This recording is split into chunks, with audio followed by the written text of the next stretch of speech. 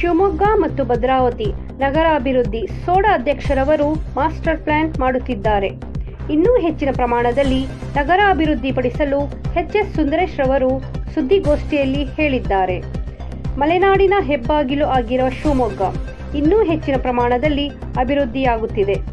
ಕೆರೆ, ಆಸ್ಪತ್ರೆ, ರಸ್ತೆಗಳ ಅಭಿವೃದ್ಧಿ ಯೋಜನೆ ಮತ್ತು 120 ಕೋಟಿ ವೆಚ್ಚದಲ್ಲಿ ಅಪಾರ್ಟ್ಮೆಂಟ್ ನಿರ್ಮಾಣ ಯೋಜನೆ ಮತ್ತು ಕೈಗಾರಿಕಾ ಕ್ಷೇತ್ರಕ್ಕೆ 100 ಎಕರೆ ಜಾಗ, ಪ್ರವಾಸಿ ಉದ್ಯಮಿ ಅಭಿವೃದ್ಧಿ ಯೋಜನೆ, ಇನ್ನೂ ಅನೇಕ ಮಹಾ ಯೋಜನೆ ಮಾಡುತ್ತಿದ್ದಾರೆ.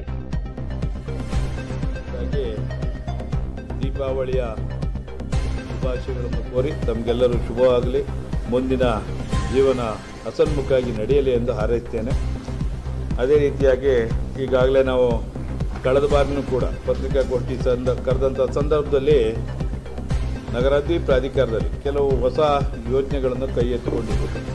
ಅದರಲ್ಲಿ ಈಗಾಗಲೇ ನಾವು ಮಹಾಯೋಜನೆ ಅಂದರೆ ಮಾಸ್ಟರ್ ಪ್ಲ್ಯಾನನ್ನು ಇವತ್ತು ಶಿವಮೊಗ್ಗ ಮತ್ತು ಭದ್ರಾವತಿ ನಗರಾಭಿವೃದ್ಧಿ ಪ್ರಾಧಿಕಾರದ ವ್ಯಾಪ್ತಿಯಲ್ಲಿ ಏನು ನಮ್ಮ LP ಲಿಮಿಟ್ ಇದೆ, ಇಲ್ಲಿ ಒಂದು ಮಾಸ್ಟರ್ ಪ್ಲ್ಯಾನ್ ನಾವು ಈಗಾಗಲೇ ರೆಡಿ ಮಾಡ್ತಾ ಇದ್ದೇವೆ.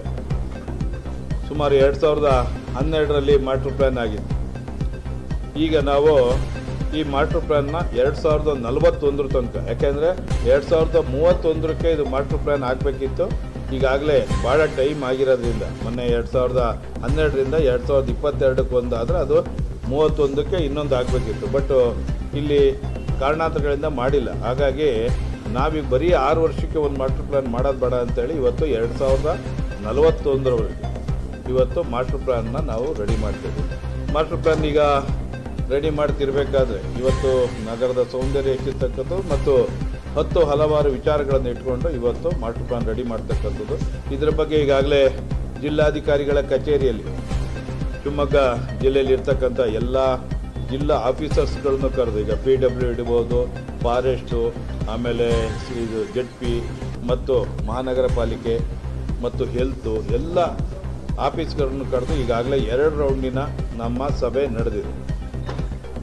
ಈಗ ಇವತ್ತು ಕೂಡ ನಾವು ಸುಮಾರು 11:15 ಗಂಟೆಗೆ ಶಿವಮೊಗ್ಗ ನಗರದ ಎಲ್ಲ ಇಂಜಿನಿಯರ್ಸ್ ಅಸೋಸಿಯೇಷನ್ ಸಭೆಯನ್ನು ಕರೆದಿದ್ದೇವೆ ಮತ್ತು ಮಧ್ಯಾಹ್ನ 3:00ವರೆಗೆ ಡೆವಲಪರ್ಸ್ ಮೀಟಿಂಗನ್ನು ಕರೆದಿದ್ದೇವೆ. ಯಾಕೆಂದರೆ ಈ ಮಹಾ ಯೋಜನೆಯಲ್ಲಿ ನಾವು ಮಾಡ್ತಕ್ಕಂಥ ಸಂದರ್ಭದಲ್ಲಿ ಏನು ನಮ್ಮ ಜೆಡ್ಡಾರ್ ಇದೆ, ಕಳೆದ ಬಾರಿ ಮಾಡಿದಂಥ ಜೆಡ್ಡಾರ್ನಲ್ಲಿ ಭಾಳಷ್ಟು ಲೋಪದೋಷಗಳನ್ನು ಈಗಾಗಲೇ ಸಾರ್ವಜನಿಕರು ಗುರುತಿಸಿ ನಮ್ಗೆ ಹೇಳಿದ್ದಾರೆ.